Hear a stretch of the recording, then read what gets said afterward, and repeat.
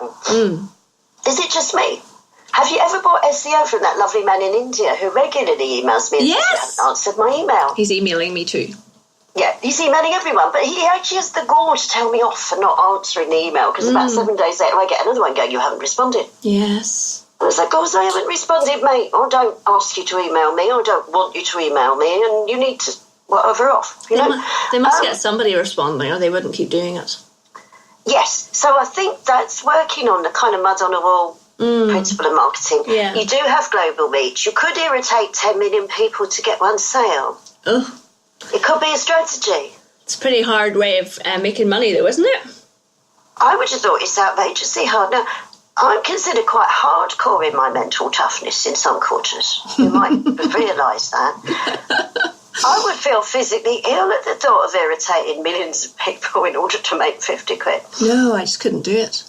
But I don't think in the main, and I don't want to be too gender biased about that, but I think men are taught to be successful, you must make the most noise, you must be the biggest gorilla, you must puff up, you must make a fuss, you must occupy the space, you must dominate the territory, all this stuff. Yes.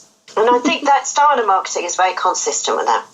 I think women are taught, and you notice I'm using the word taught. Yes. I think probably I'm quite a big gorilla naturally, but we'll draw a veil over that. Okay. I think we're taught to be more pleasing, to be more subtle. Yes, even from school. Yeah, we're socialised, or they tried with me, it didn't work very well, but generally we're socialised to be a bit more subtle. So when we're confronted with the big gorilla, unless we are actually in heat, we're not interested. We just think, well, that's there we go climb a tree, mate. But the gorilla, of course, is beating his chest and doing his big roar, and he doesn't know that you've walked off because he's too busy being a big gorilla. Yeah. So it's a form of effectiveness, particularly if you're in the banana sales business, I guess, or something that works for gorillas, But I'm not... We have the ability to create intimate relationships online, which are not pervy, not that kind of intimate. No, connecting. Yeah. But then we have to want to bother. And it is hard work, isn't it? I mean, I'm not whingy. I've been doing tons of work on GDPR, and as a result of which my IMs, my Twitter, my inbox, everything is full of people going, can you help me? Yeah. And there are times at midnight when you think, I will scream if one more person gets hold of me and asks me a question that 400 people have already asked me. Including me. Well, I don't mean that, but then you think, well, but they're asking this question for the first time. Yes. Right? They're having this pain for the first time. And what use would it be to say to them, join my email list and I'll tell you exactly what I've told everybody else before? Yes. Is that the opening gambit to a successful business relationship? No. So it's tricky because it's hard work. It would be much easier to go, click this button, give me a tenner. Click this button, join that list. Yes. No, you're right. It's about, and it does take, I think that's why, slow and steady is how I have built my business, and it is definitely through connections. So when I launched the membership, a friend of mine who has years of experience in sales said to me, Louise, you need to reach out to the individuals you think this works for. And I thought, not sure about that. She says, no, you do. You need to pick up the phone and phone people. And I didn't do that, but I did send personal emails to people who I had been in touch with and had inquired before.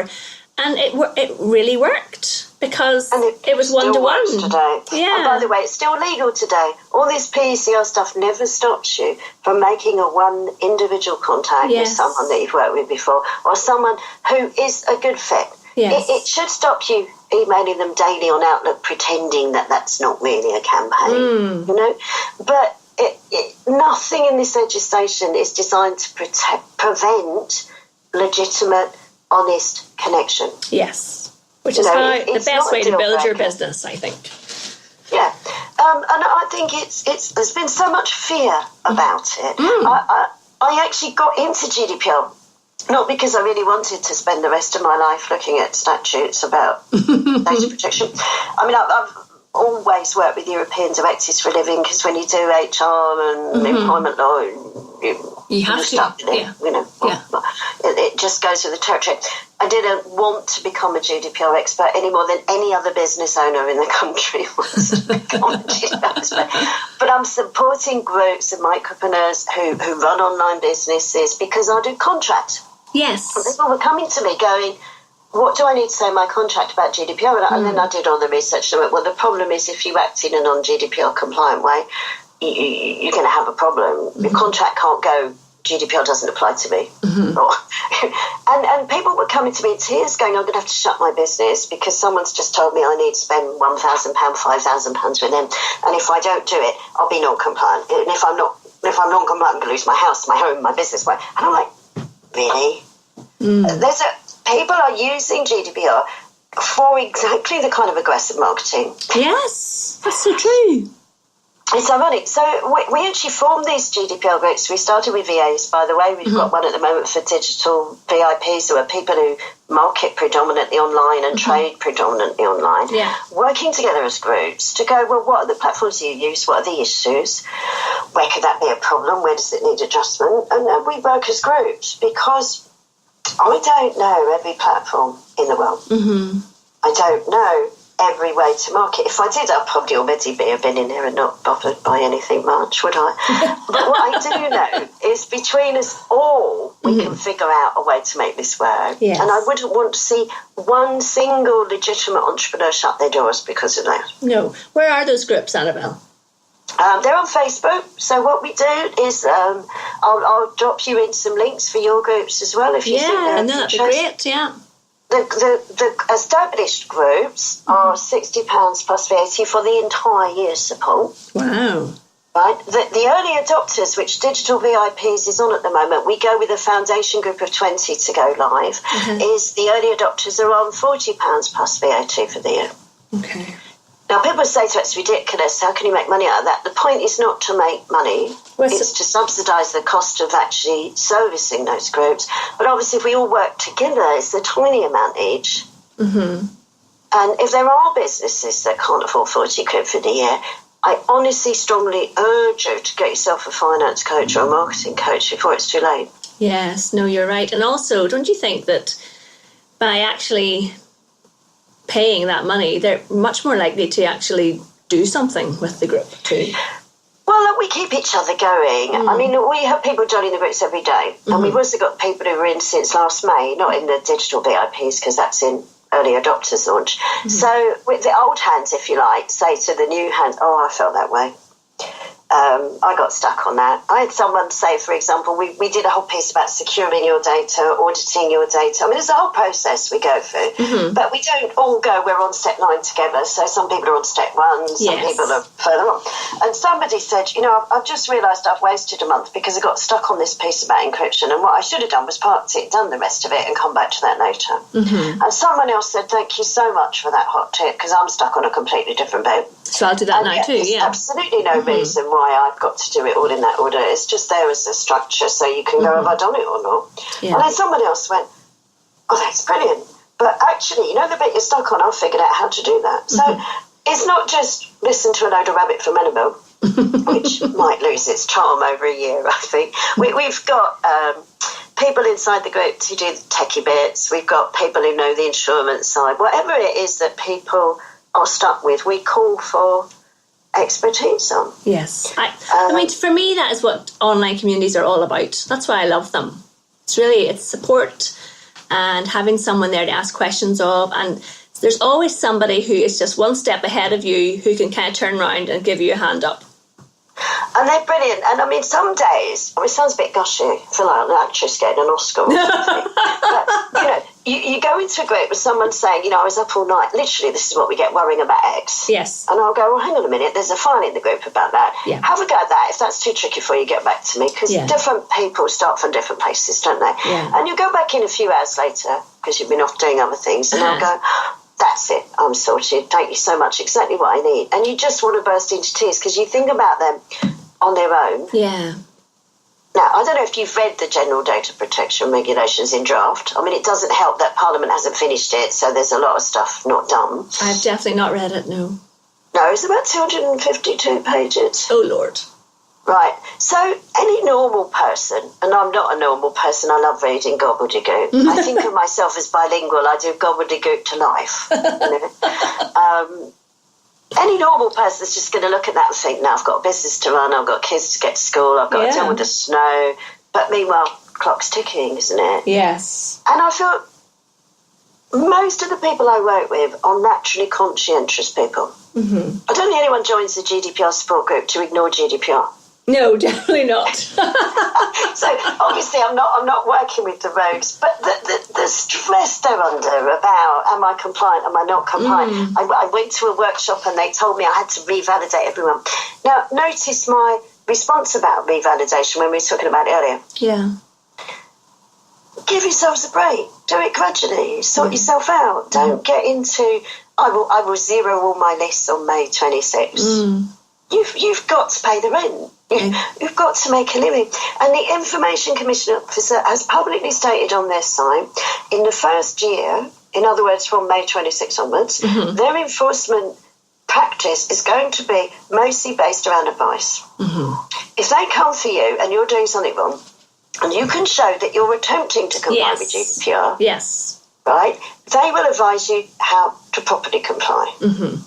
So if you're sitting there going, I can't do any of it because I can't do all of it, you're going the wrong way. Because if you can only do some of it, if things do go a bit wrong, you're more likely to get a lenient response than if you're sitting there going, it's too complicated, so I didn't start. Yeah, no, I the first year I ever did my own tax returns, I can't remember why, but I messed up and I was late. And I rang the tax office and they were so lovely. And they said, look, it's fine. This is what you're missing. Don't worry. You've got another week. We'll give you another week. And they were so nice. And I thought, gosh, who ever thought the tax office would be so friendly? And I've always thought they're friendly if there's any issue. And that's the way you want to be as well. Oh, my goodness. It's just a much better experience for everybody.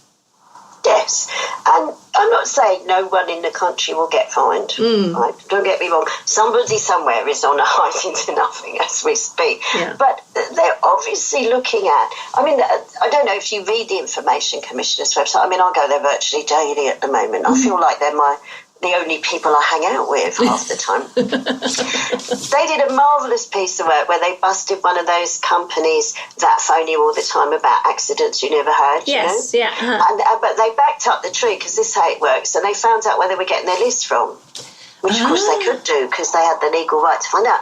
Yeah. And they've just fined the list company because the people who were on that list didn't know their data was being sold. Right. So they've started with the big guys. Now, that doesn't mean all small guys are exempt. No, there is no general exemption for micropreneurs. But if you were one of their enforcement officers and you could start, 5 million nuisance calls? Or check out your email list. Yes, of 300 what are you people. Going to do? Yeah, absolutely. That doesn't mean we should ignore it, because I think the biggest reputation in GDPR is people going, why are you spamming me? And there's all sorts of issues, aren't there, like customised Facebook lists when you take people off your list and stick them into Facebook. Oh, yeah, for advertising everything. Oh, my goodness, we could talk about this all day. That's why we have the digital VIPs.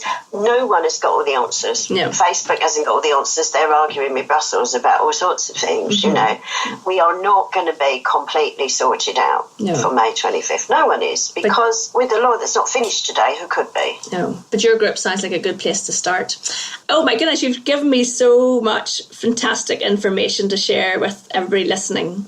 I am going to ask you to send me through the links to your groups and how people can join those, and also the link to your website, Coffee Clutch. I will indeed. It's not easy to spell, so we'll sort it all out as something. And have a great webinar.